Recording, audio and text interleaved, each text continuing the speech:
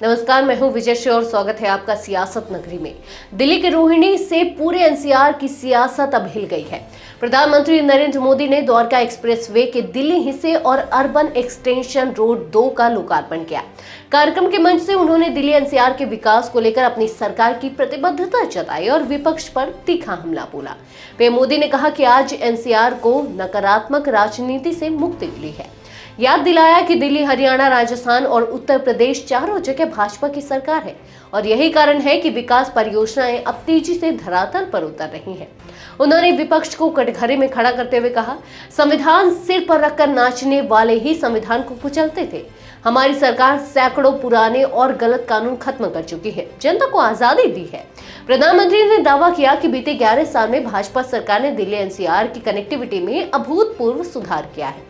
उन्होंने कहा कि पिछली सरकारों ने दिल्ली को गड्ढे में धकेल दिया था, लेकिन भाजपा सरकार अब उस गड्ढे को भरकर राजधानी को विकसित भारत का मॉडल बनाने में जुटी है।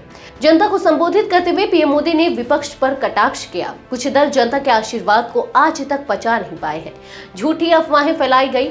यहाँ तक कहा गया कि हरियाणा के लोग दिल्ली के पानी में जहर घोल रहे हैं, लेकिन दिल्ली एनसीआर की जनता ने नकारात्मक राजनीति को ठुकरा दिया है। प्रधानमंत्री ने वादा किया कि इस दिवाली देशवासियों को जीएसटी रिफॉर्म के जरिए डबल बोनस मिलेगा। उन्होंने भगवान कृष्ण और महात्मा गांधी का उल्लेख करते हुए कहा, हमें चक्रधारी मोहन से शक्ति और चरखाधारी मोहन से आत्मनिर्भरता का मंत्र लेना है।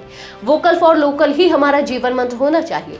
केंद्रीय मंत्री नितिन गडकरी ने कहा कि दिल्ली की सड़कों और यातायात को विश्व स्तर का बनाने की योजना 2014 से शुरू हुई थी। उन्होंने दावा किया कि सड़क निर्माण से देश की लॉजिस्टिक्स कास्ट 6% घटी और 2026 तक ये सिंगल डिजिट में आ जाएगी।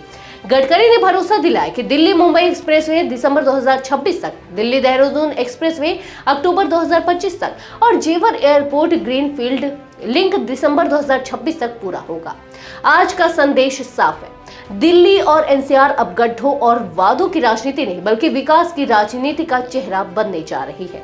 आज के लिए बस इतना ही। अगर आपके इलाके में कोई राजनीतिक लापरवाही, भ्रष्टाचार या जनहित से जुड़ी समस्या है तो अब चुप मत रहिए, अपनी शिकायत हमें भेजिए।